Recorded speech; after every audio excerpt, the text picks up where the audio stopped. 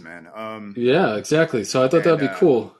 it would, and we could do like sleepers and shit too if you want. Yeah, man. Totally. I don't have anything on the Isles. If you do, I can always talk about it. But Yeah, I think I just want to talk about this whole Dubas rumor. I think that's interesting, okay, and then 5 minutes on that and 5 minutes on the Mets, showing signs of life. Okay, get we're that can live. up there, but it looks like We're good. All right, cool. Let's record. You ready? yeah, ready, man. 3, 2, 1.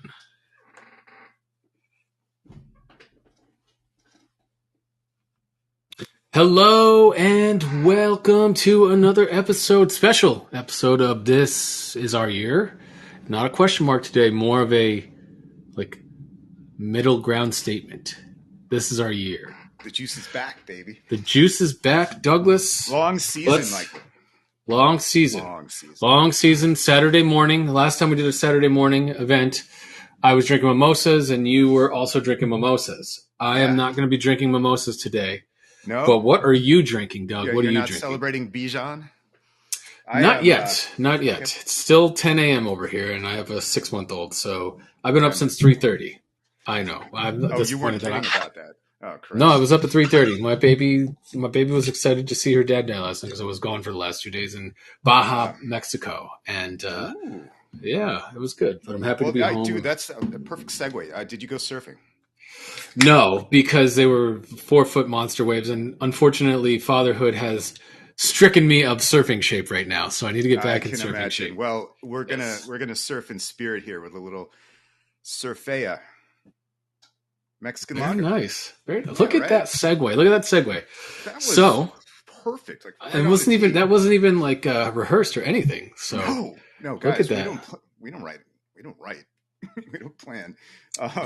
Mexican style lager. Quick shout out to the brewery, and then we can keep moving here. Brewed and canned in Eddie Line Brewing LLC, Buena Vista, Colorado. Because when you think surfing, you think Colorado. Surfing Mexican lagers, you think of Colorado. Yes, obviously. Why not? So question: Have you ever been surfing? Gosh, I have never been surfing successfully. I've fucked around, and so when I lived in South Carolina, there were really, really tiny waves, and as kids, we used to kind of just try to figure it out on our own, and I don't think we could. And yeah, I've had a couple of chances to go, but I've never done it as an adult. It's kind of feel bad about that. I should check that one off. Especially since your fiance's family lives in Southern California, and I don't know, your co-host lives in Surf City, USA. Yes, I would surf at your house. Surfing in Fullerton's a little tough, as you know. I can maybe surf down the big ravine behind the house. Yes. But no, I had a chance to go surfing, I think in Bali. With my brother, and it was like day 11 of a Asian trip, and I was just I just couldn't get out of bed. Drunk, yes. And I know how that goes. Yeah. So I have some regrets from that trip. That's one of them.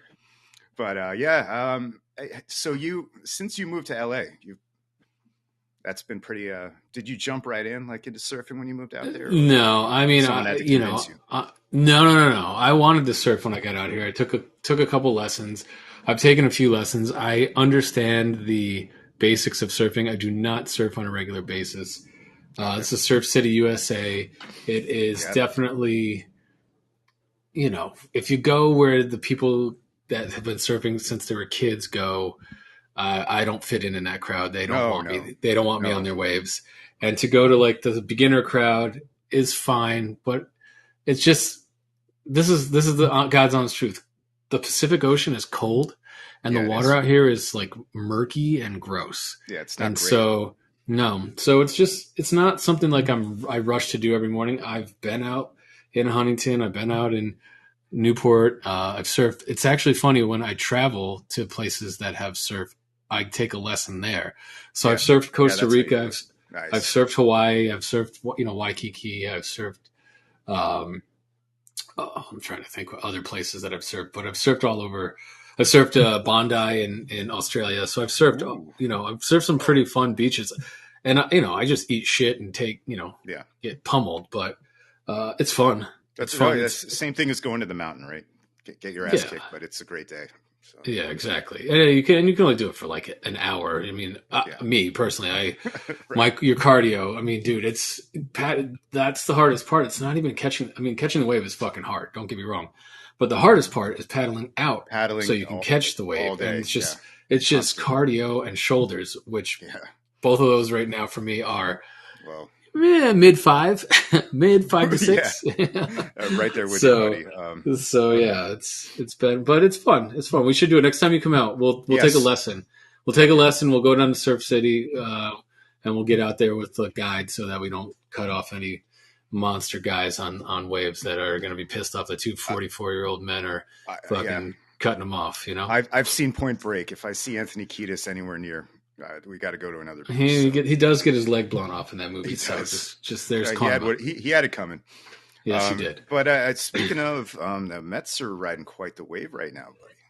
What do you think? Get these fucking segues. I just teeing them up, and you're just knocking them out of the park, just like Pete Alonso did last night. Just like Francisco Alvarez did last night. Too. Just like Brett Beatty did last night. 3 home runs last night. Offense is showing signs of life, Douglas. Which is nice. And power, right? Because this team was not hitting. We didn't hit a home run in what was it? 5 games in a row or something. Yeah, it was some. We set a record for like the last decade of futility for home runs as a New York Mets team, which makes no sense because we have the league's leader in home runs, right? Right. So I don't know, Doug. We're showing signs of life. We took the Rays series. We split with the Nats, which we should have won that 4-game series. We took the Rays series, and we just beat Cleveland. We're getting rained out today on May 20th. So doubleheader tomorrow. Hopefully we can take 1-2 and take that series. And I'm so tired of these doubleheaders. The Mets play way too many of them.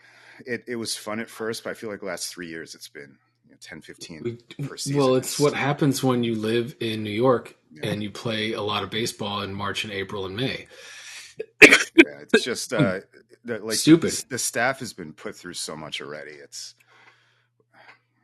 here we go again. But well, Quintana's getting on the hill today for his first rehab start, but he's throwing the ball today.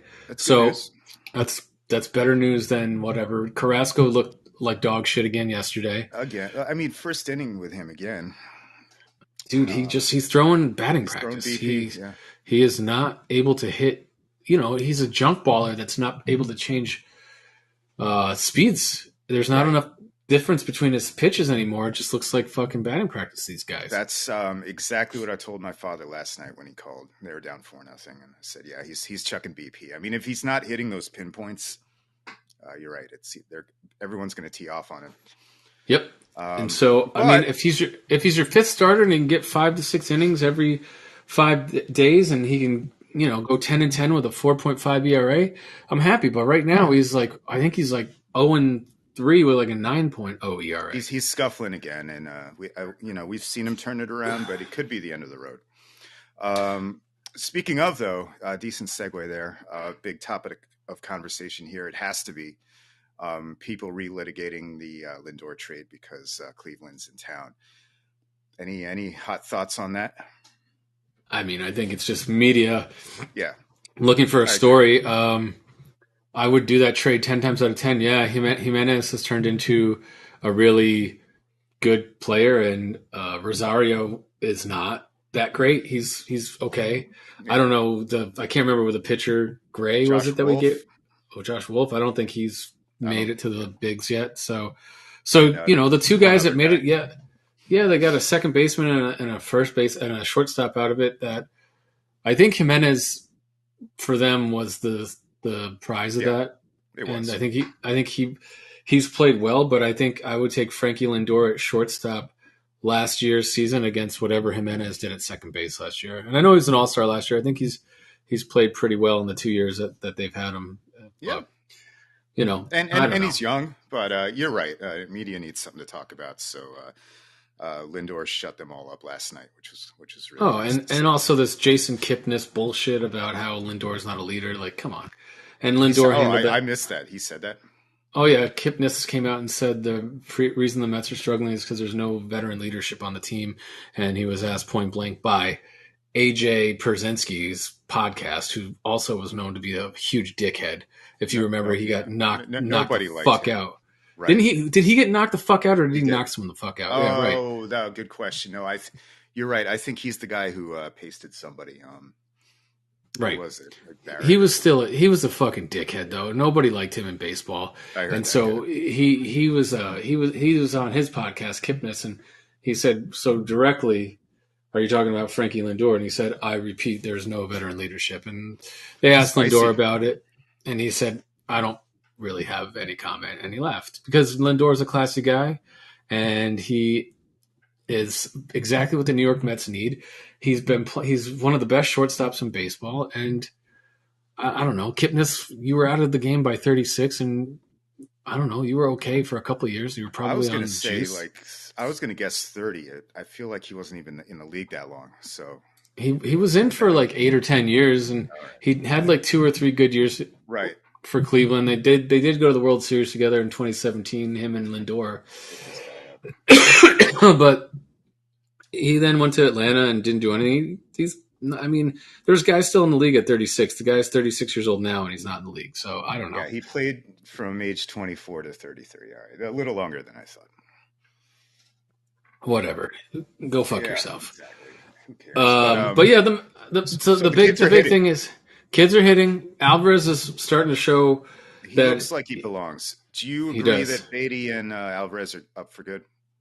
Yes. I think Thomas Nido is now going to probably have dry eye syndrome for the rest of the year. Collect your paycheck, buddy, and thanks. I think, and I don't know I don't think he has any options left. So whatever, I'm sure we can trade him to another team. I like Nido, but I don't need a backup catcher that hits 200 every year. And he's great. No, he's great defensively, but like you got Narvaez, who's your lefty platoon that I do think is going to come back and is owed some money.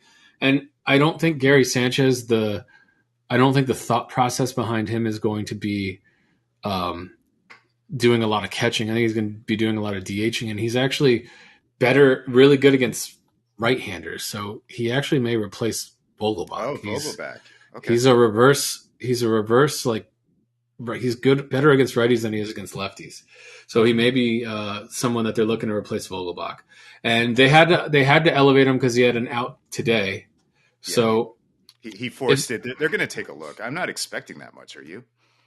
No, but I mean, if the guy can just be the DH and just focus on hitting and not have to worry about catching, maybe once a week he catches just to keep him not from getting rusty, and he could be the backup to Alvarez till Narvaez comes back. I don't know. I mean, it's definitely worth a fucking shot. What are we paying this guy?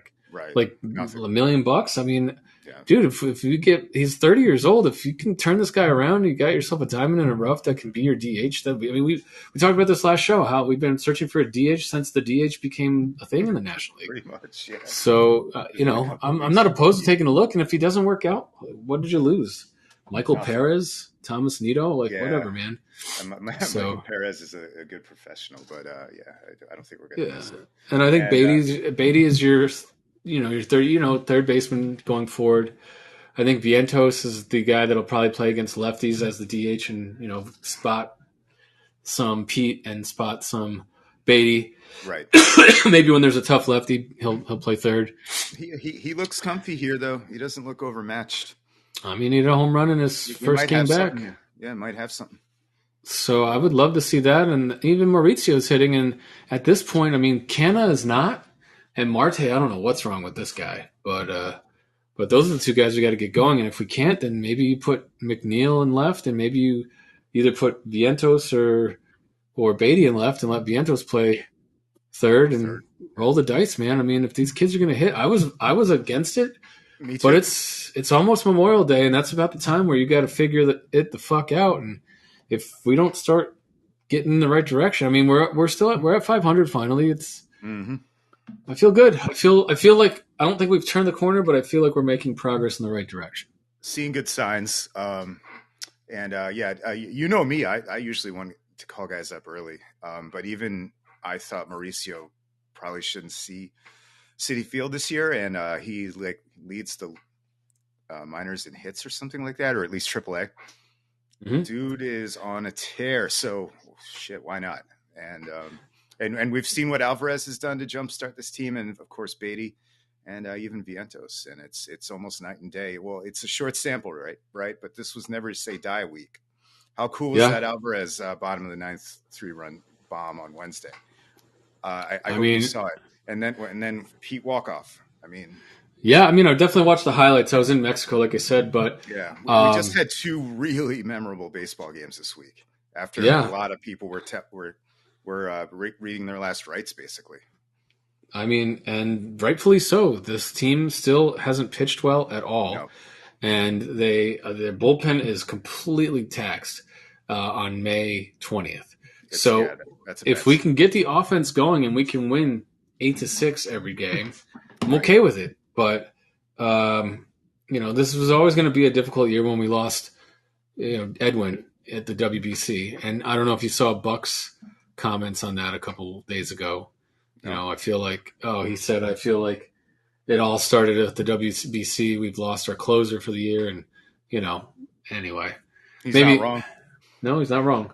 So anyway, I feel like positive signs, cautiously optimistic. Let's see Yep. what the next couple we got. We still have a couple more games against mediocre teams, right Cleveland, around and the then same, yeah, heading out to Chicago, right? and then Colorado, and then Philly. So I mean, Yeah, Philly's struggling. I won't it's say a a time word, but to it's a time to make some moves. Let's make some moves, boys. And yeah, if not, and I don't know. again, they look like a actual baseball team against the best by record team in MLB against the Rays. So if they gotten swept there, I mean, I can't imagine the headlines and what we're all talking about. So Right. this is why you don't give up in May. Not before. Not before. Yeah. Not before. You want to talk about July 4th, and we're Hmm. scuffling along. But I mean, as long as you're in striking distance, that's the one thing that I can't read Twitter about Mets because Mets land goes crazy, and I can't. You just go down that rabbit hole. But where the rest of the National League is all 500, 7 teams make the playoffs. It's the Braves, the Dodgers, and that's about it. I don't know who. I think Milwaukee's leading the Central, but I don't think they're like great. I think most of the Central is right around 500, St. Louis is and waking up finally, but yeah, right, and they're like 10 and Philly's in the 23. shitter. Philly's in the shitter. The everyone thought the Marlins are all Marlins right. might take a step forward. They're okay. San Diego's not No, doing anything great, they're having a especially with rough that. year too. They're having a rough year. So I don't know, man. I'm not overly concerned with 7 teams making the playoffs. We just Me neither. named 2 that are probably definitely going to make it. 2 more of those will most likely make it, and there's still 3 more. And I like our chances if we can figure out the starting pitching to get right by September. And I think we got some moves in us to Yeah, pick up some bullpen arms, maybe a starter, and a starter and maybe. yeah, and we'll see where we go. But we've got time. Time is on our side.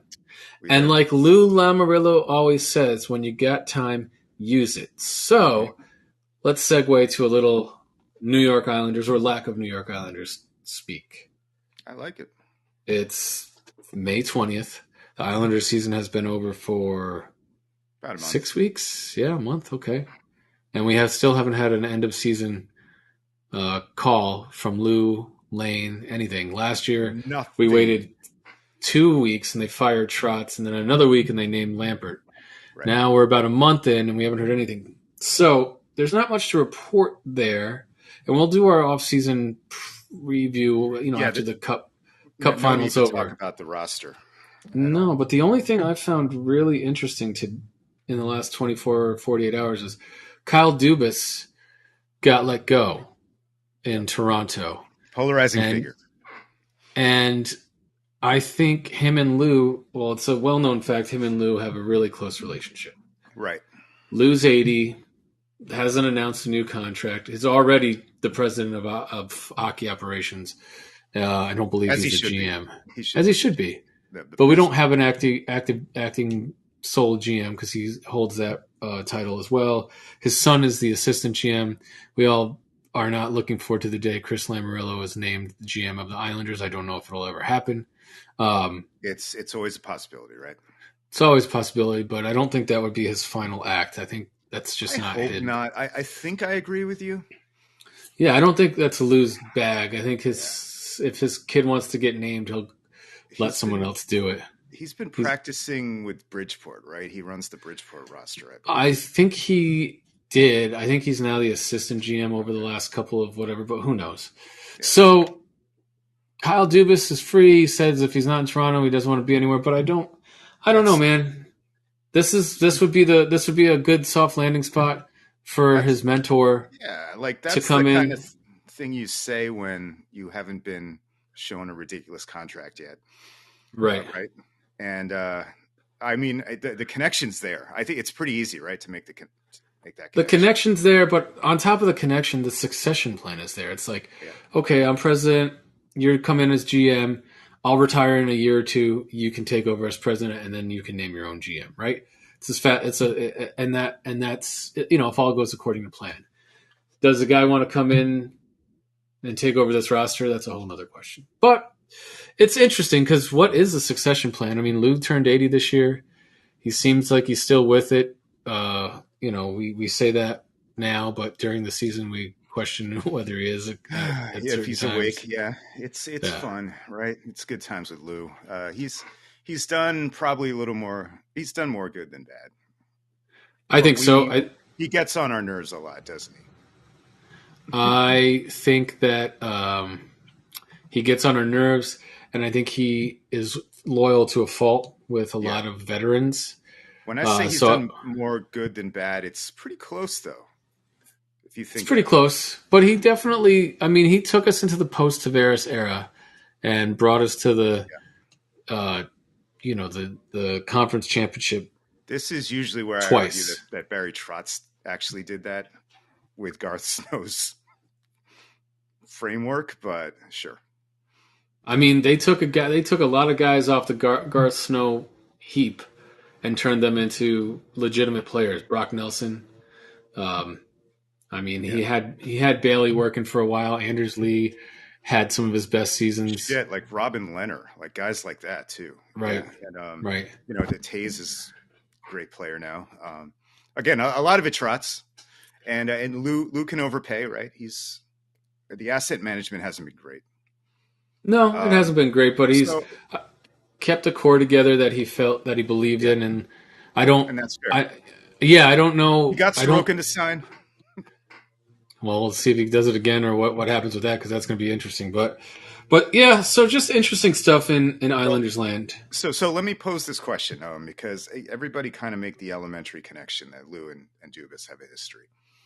But let me ask you, just in terms of performance, do you think he's a good GM, Dubas? He won one goddamn playoff round in 5 years up there.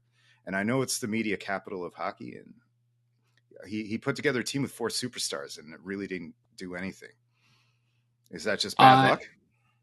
I think part of their issue was that they never had a goaltender. Yeah, that was very good. I think the pressure from ownership up there it's immense, and I think that you got a lot. Like you said, it's the media capital of the NHL. Like, I think some of these guys probably get treated like rock stars in Toronto, and I think it's like it goes to their head. Probably a little bit. Like, you got Marner and you got Nylander and you got Matthews and Tavares, right? And you also are putting ancillary pieces around those guys. He hasn't done a great job. The results speak for themselves. They're usually preseason. The hype's through the roof with that team, right? Sure. And it's not like if Lou leaves, we won't be able to fill his position. I just think. Oh no. I think I like a young mind like Dubas. Sometimes it's like similar to Epler. Like Epler was really young when he got his first GM position, and he worked for a fucking owner that was not good and was meddling. And he did a lot of good things in Anaheim, but some of them didn't come to fruition.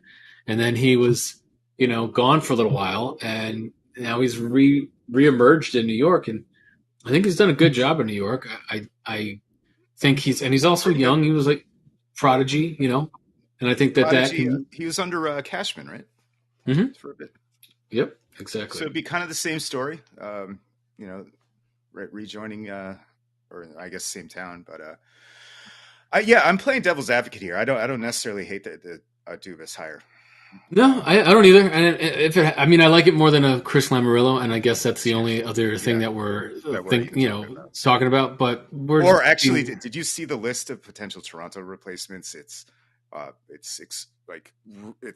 stacked high poo-poo platter of options. So if you're going to get a retread, yes, give me Kyle Dubas.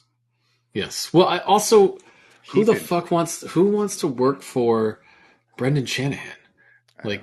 He's the one who pushed Lou out, right? Yes. And he was also didn't he work for the NHL offices for a while in player he used to be the punishment guy? Yeah, exactly. And then he became the president of the suspension guy. And I'm like, what did Brendan Shanahan ever do? It's always ex-Rangers, man. To prove, yeah. What did he ever do to prove that he was good enough to run a hockey franchise? It's probably the most old boys network that's still standing out of all the sports, right? Yeah, definitely. Although you could still look at NFL coaching trees. A lot of fail sons in there too.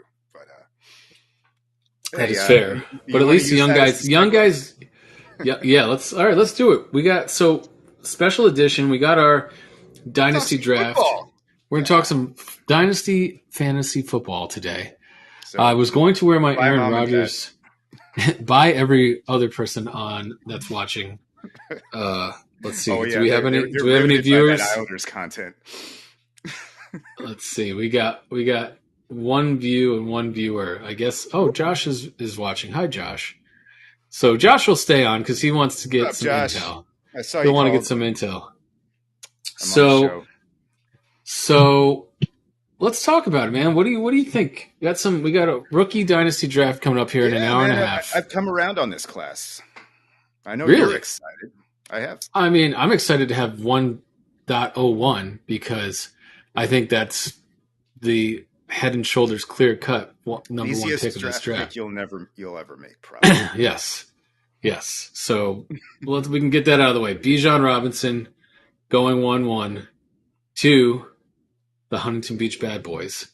And I think it's the no-brainer of every dynasty draft across the country if you know what you're doing, right? You're not taking Bryce Young, you're not taking Jamar Gibbs, right? So the only thing I could see is you know what? We don't play super flex, but I could see Richardson going high in a super flex, maybe. I mean, I love Richardson. I think he's the best. I think he has the ability to be the best quarterback, boom or bust, out of this draft. Right. If I had a second pick in the first round, which I used to, that's probably what I would have taken at number 5 overall. But I traded that for Kenneth Walker, which looks really bad now that they drafted Zach Charbonnet. Yeah, you're not loving that, but I guess we'll get to that. So back to Bijan. You're stoked. He's just can do it all, right? They say he's the best running back to come out since Saquon. Can run, can catch, can pass block. Big guy, gets in the open field. And he's going to Arthur Smith's offense. And anything you know about Arthur Smith is he made Derrick Henry's career what it is. Now, Derrick Henry's a cyborg, so he's a lot harder to tackle and bring down. But Bijan, I think he's going to get a lot of touches on an offense with suspect quarterback play.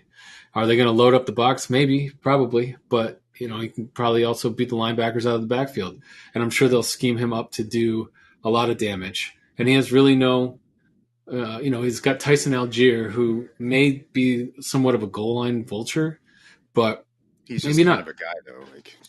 I mean, he ran for 1,000 yards last year as a fifth-round pick in Arthur Smith's offense. So think about what the eighth overall pick in the draft and one of the best running back prospects can do a year later in that offense. I'm excited. So we can get that out of the way. You should be. And in Dynasty, you don't have to like overanalyze what the current situation is anyway. I mean, who cares if their offense sucks this year? Right. It's going to make it better. Right. So I have a feeling he's going to be quite good. So, what other rookies do we think are going to go in the top 10? You said you've come around on this draft class. Yeah. So let's talk. Let's talk about running backs besides Bijan. What do you like?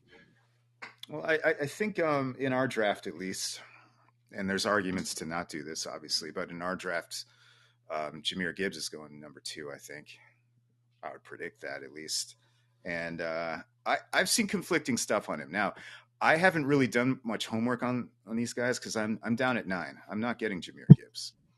I've seen some things like comparisons to like DeAndre Swift, which to me is not great. Right. I've seen some comparisons where he could do a lot more. So, do you have any particular thoughts on Gibbs? I think it was interesting because there was a lot of teams in this draft that were very high on him. Apparently, if he had fallen to 16, the Jets would have seriously considered taking him. And they had Breece Hall from last year. Now he's coming off an ACL injury, so maybe that's more of a small window because you have Aaron Rodgers type thought. But I've heard a lot of people were high on him, and I believe the Lions, did they trade back up to get him? I think they did.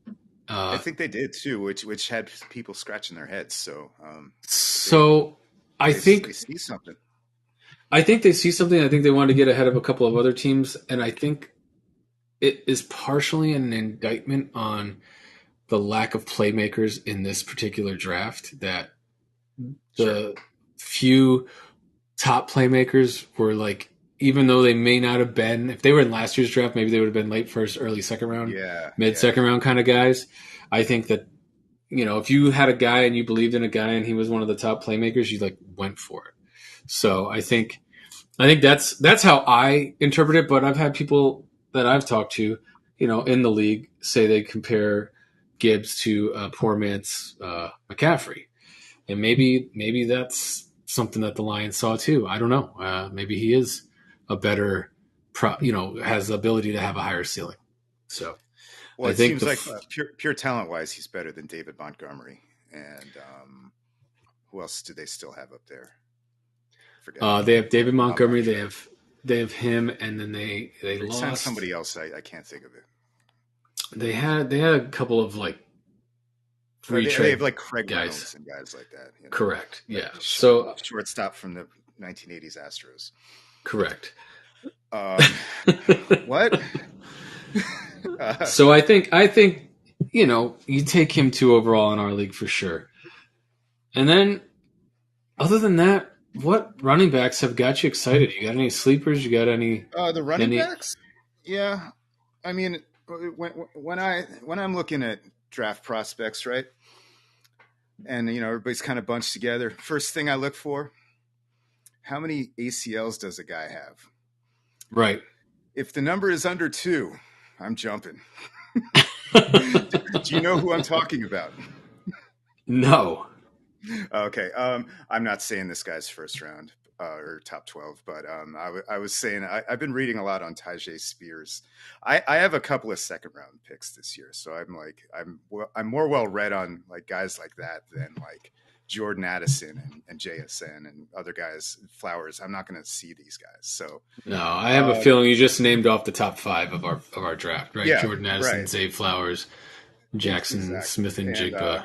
But there's some like, it's not a great draft, but if you squint, you can see some fun stuff here with the running backs, I think. Yeah. So you think Tyjae Spears? Who drafted Tyjae Spears? Oh, that is not who I have ranked 3rd at all. Don't worry. I just kind of wanted to make that ACL joke. Tyjae is going to be behind Derrick Henry, speaking of. So, and he only has one ACL. He only has one ACL. So he might be what they call a one contract guy. who just gets a ton of work early on and is dead in 4 years.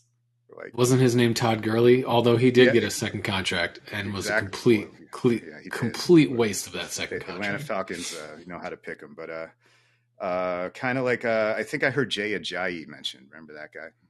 He only played a few years. Yes, he was at No, Penn but State running back, right? I don't remember that. I just remember Okay. he like started going off in Miami for like a year or two, right? Yes. Penn State. Yeah, there's some good players. Like you squint. You think Kendre Miller's eventually going to get the job in New Orleans? Maybe. How about Devin Achane? Just explosive little guy. Yeah, I think he's. I think he's a guy in the second round that is worth taking. Yep. He's gonna be going against the San Francisco 49ers backfield of Raheem Mostert and Jerry Wilson, right? So, or Jeff Wilson. Jeffrey.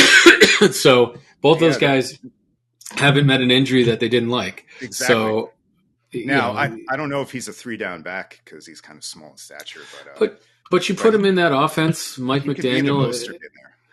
Right. So I think there's going to be a lot of eyes on him. Let's also go back to Charbonnet because I know he fucks up your plans a bit in Seattle. He seems to be a little more of a complete back compared to Walker, right? He's a better receiver. He's a better receiver, and he's a little bit bigger. Walker was definitely banged up a little bit last year, but when he got the ball, he was one of the best rookie rushers behind Breece Hall. Yeah. So I don't know. He's just not really good at catching the ball. So I don't know how they're going to play that out. I think Seattle's plan is to run the ball a lot. It's going to be also right. Yeah, but they also drafted JSN, right? So who knows? Who knows? It definitely threw me for a curveball. I thought getting Kenneth Walker was I know. A boon, 3 weeks ago, and then the draft happened, and I was like, oh, I gave up all my capital to get Kenneth Walker, and now I can't get Zach Charbonnet. So yeah, like I know the winter months are boring, but maybe that's why you don't go nuts in like February or March when you're bored. Like I really don't look at stuff till the draft happens. Right.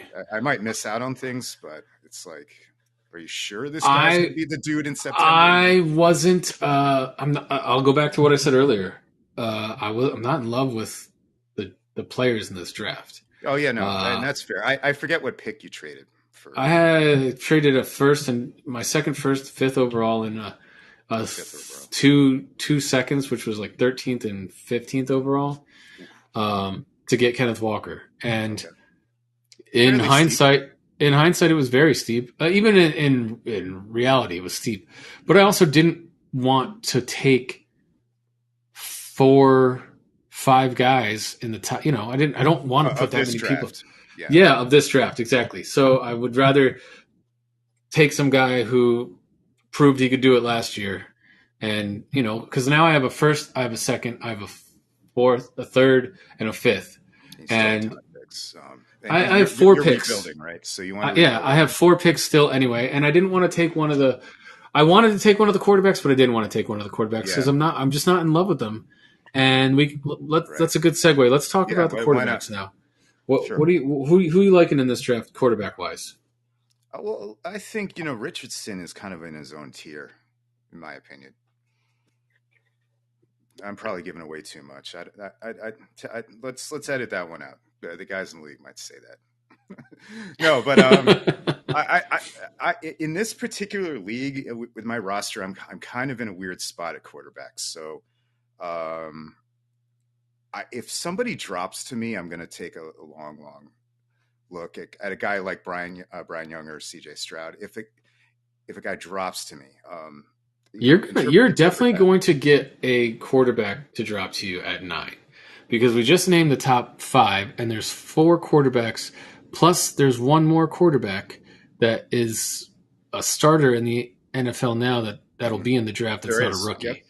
So you'll have a choice. I more meant like I have like 3 picks in the top 21. Okay. I think maybe somebody drops to me in any of those picks, sure. But I don't know. I think it's a little bit of an underwhelming draft, quarterback wise, though. That's just me. Yeah. And also my roster structure. really don't know what to do with Trey Lance. I feel like I need some more time there. It's I a think tough spot. I think the 49ers need more time. Yeah, They keep sending out all these notices saying he's right. doing great, he's looking great. I know there was this fucking glowing article about him working out with Patrick Mahomes, and I'm like, it's May. They just need clicks. Well, I also think that the Niners know that Purdy's going to be their guy, right? Hopefully, it feels like it, man. Yeah, so I was hoping Lance would get dealt. But where's he going to go? Who needs a quarterback? Darnold is there too now. I was hoping he would get dealt before during the draft. I mean, but where? Probably too late. Where's he going to go? I don't know. The Commanders drafted quarterbacks, right? Lance would seem like a shortcut if you're saying, I don't know, who's a comparable guy that's not Richardson? Who's I guess there isn't another mobile quarterback here, is there? But like, whoever took Hendon. Oh, I know who took Hendon Hooker. I mean, Trey Lance is better than Hendon Hooker, right? I hope so. Detroit. I don't know. I don't know either. I don't know. I think he might have less than 2 ACLs as well. By the way, Hendon Hooker. Yeah, he definitely. They already said he's going to redshirt this season, so that's definitely drafting for the future. Right. But I've golf on my team. It's like, I can't really drop that, dude. I don't know. Well, Hendon Hooker's also going to be 26 before he takes his first NFL snap. Right. Trey Lance is like 19 still. Well, anyway, I'll ask you. Did you like Young or Stroud in particular?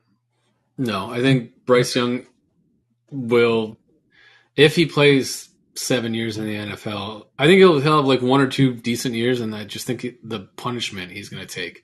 He's fucking my size, and I'm not big. So he better be shifty. He better be shifty. Kyler, he's compared to Kyler for stature, but Kyler's built like a little tank. Kyler's built more like Russell Wilson. They're smaller, stocky guys. Bryce Young is he looks frail. And that guy's going to get hit by 250-pound to 300-pound men running full speed from time to time. And he doesn't run. Like Russell Wilson, when he was younger, used to take off and have some escapability and pick up yards. And Kyler obviously can run, or used to before he lost his ACL. So I don't know. He can barely see over the line of scrimmage. I think all that being said, he was still the number 1 pick in the draft, so he's obviously got a skill set.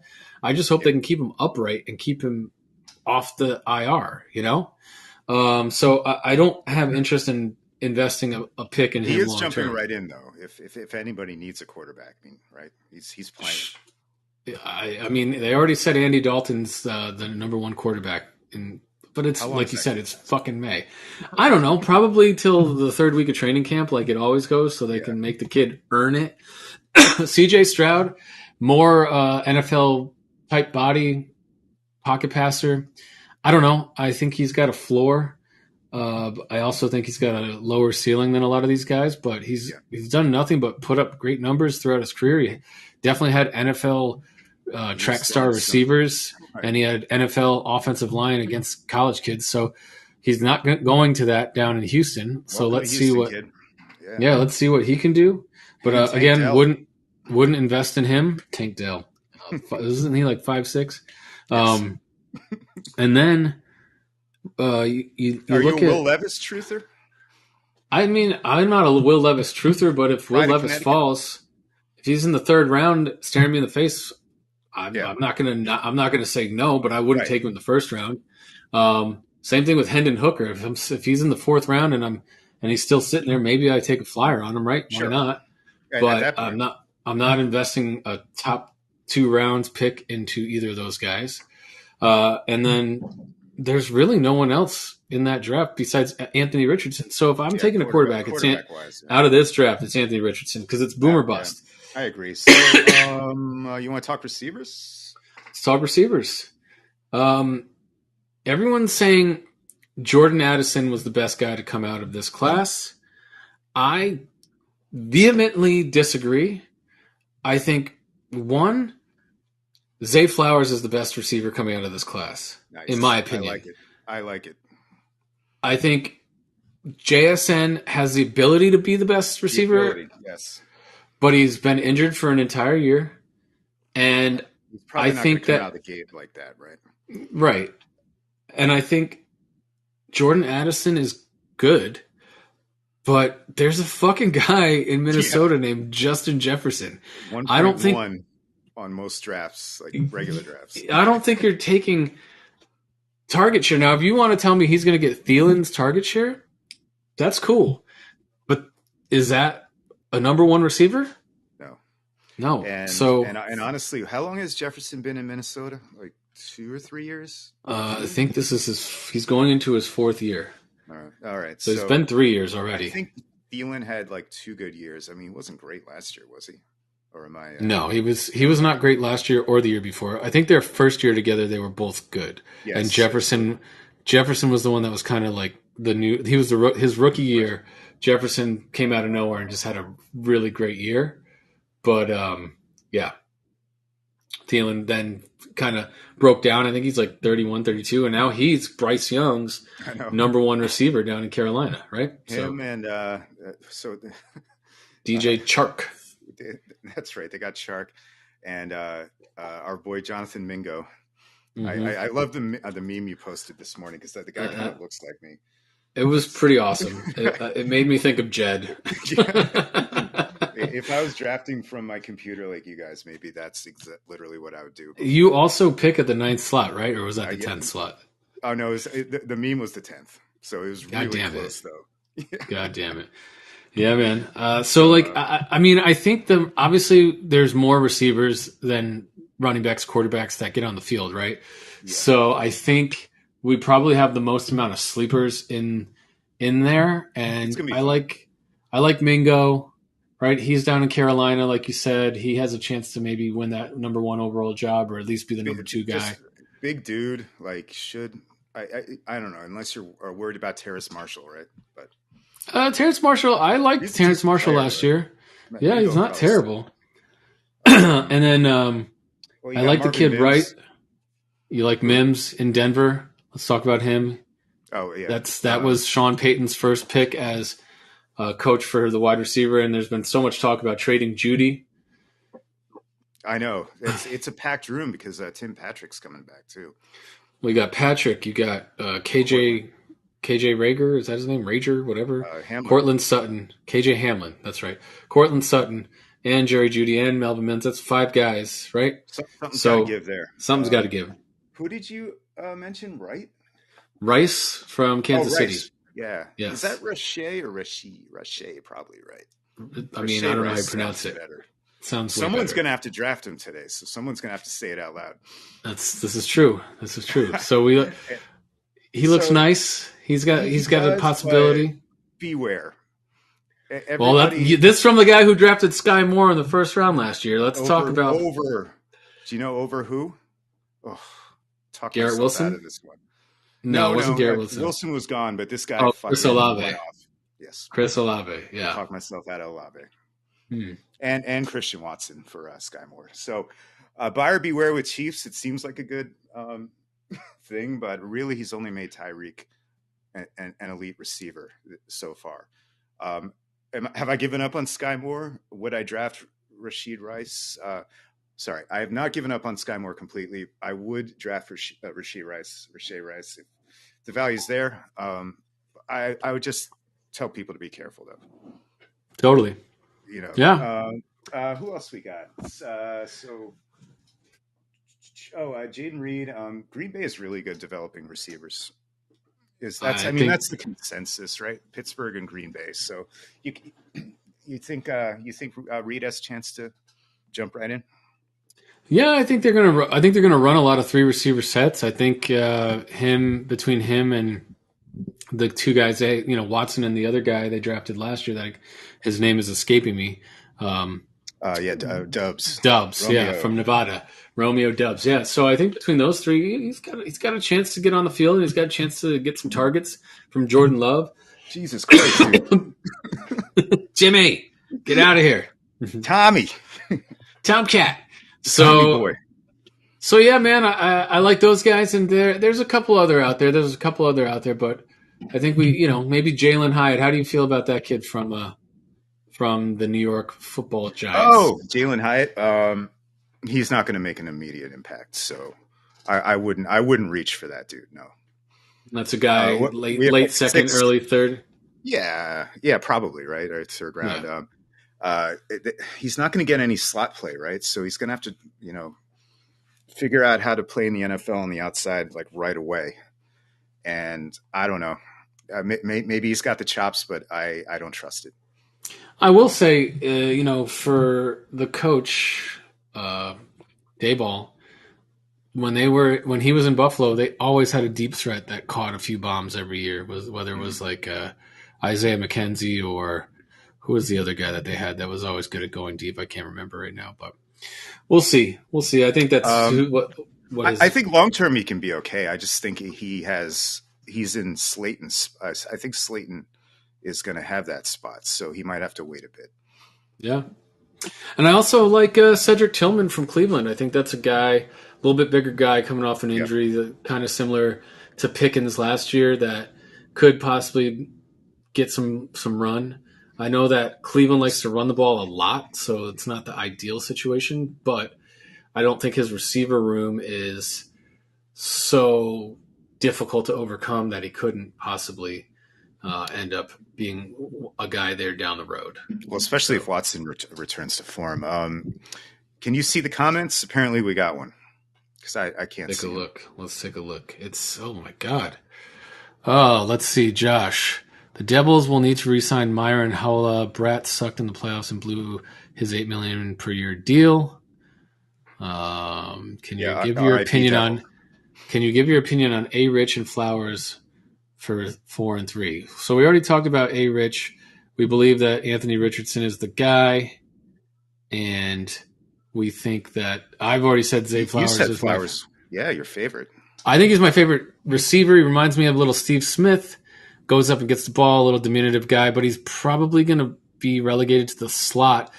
In Baltimore, that's not a bad thing. They're bringing in Todd Monken to be their offensive coordinator, and he is going to be throwing the ball more with Lamar, who just got a huge contract, right?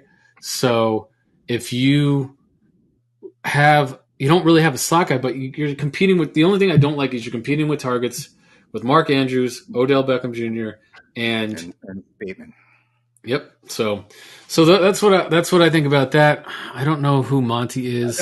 Again, this is not Dynasty though. So Dynasty, Flowers, I think is going to have a good long term future with that Lamar connection. Oh, Josh also said Trey Lance stinks. Yeah. He wants to talk a little bit about JSN. We did that already, so hopefully he is okay with that. Above comment is Addison. Give me the guy that is 90% of Garrett Wilson across from the best wide receiver in football. That is Addison. Okay. Yeah. Hey, Josh. If you're going to take Addison in the top 5, I applaud you. Go for it. We've talked about this off air. Zay Flowers is the guy that I would be taking. And if you are going to invest in a quarterback, Anthony Richardson's the guy I'm taking. So I think I'm not looking to take a receiver, but if somehow Johnston slips to 9, I'm probably taking him. I'll say that. I mean, that guy is going to replace Keenan Allen and grow with Justin Herbert. And probably Mike Williams. Like, they're kind of the same player. I think Quentin Johnston's, if he can get rid of the dropsies and he grows with Herbert, he was a beast at Texas Tech. Even in the championship game, he played very well. I mean, he was going up against Georgia, and they were still tough to stop him. So yeah, he's hard to contain at least. So he's got to work on his hands, and I think he's a body catcher, but he's huge. Right. He's definitely an X receiver in the NFL. So and we're running out of time, but there are a ton of good tight ends we didn't even get to here. So that is one part of the draft that seems to be strong this year. Do you agree? I do. I think that you can get a starting tight end probably in the second and third round this year. Yeah, maybe not starting out of the gate this year, but I think within the next 2 to 3 years, which is usually the tight end trajectory. Yeah, I think this was a strong draft for tight ends. It's not sexy, but there's about 5 to 7 tight ends that I like in this draft. Yeah, I'm excited. And God, I think that's it, right? Any That super is. sleeper you want to shout out, or just a I will not fun share name? any of that with you. I know you love Israel. I I do already love know that. Izzy. I don't think I'm going to get him because I'm at the Yeah, middle of the second round, and I think someone's going to jump at him before me. I think there are a couple of running backs that I like that are super sleepers. There's a couple of tight ends that I like that are super sleepers. yeah. But we'll let that all unfold in the next hour plus, Dougie. We shall, and I just want to say the name. I forgot his first name because I'm an idiot. Kayshawn Booty. Yeah, Oh I yeah, just wanted to say it out loud. yep. But he's a Patriot, so right? Yeah. Oh, Is that? I can't he touch him. is. Can't touch him. No, no, no, no, All no. right, Dougie. Well, what do you got to say? It's been a great Hey, show. What do you got to say? it has been a great show, Mike. This was a nice Saturday afternoon, and this was a sad Via con Dios because it's someone passing away, but he was a living legend, and he's one of the titans of the 20th century, and maybe one of the best lacrosse players ever. And of course, I'm talking about Manhasset, New York's own, and Syracuse University's own, and a star of many movies, Jim Brown. And I actually got to meet him, or I shook his hand as a kid, and I'll never forget it. He was the biggest man I've ever met, probably still. Man of few words, but yeah, R.I.P. Jim Brown. He was maybe the most dominant in his period running back ever. I think probably ever. Not non Barry Sanders category, but yeah, But I also he was. and I think that that's a great one. And I think he was 87 when he passed away, and Yeah. I think he probably could have still whipped both of our asses at the Oh, same dude. time at 87. So Yeah, which I mean isn't too hard, but yeah. you'd think that me and you could hold a chance against an 87-year-old if it's 2-on-1. That motherfucker was in the Dirty Dozen. I don't think we can. I think No, you get special man, powers if you're in the Dirty Dozen. So, definitely. R.I.P. King. All right, well, audience, it's been great. Josh, good luck. I hope you Thanks take for a watching. Rich and Flowers. Thanks for watching, and audience, we'll see you next week.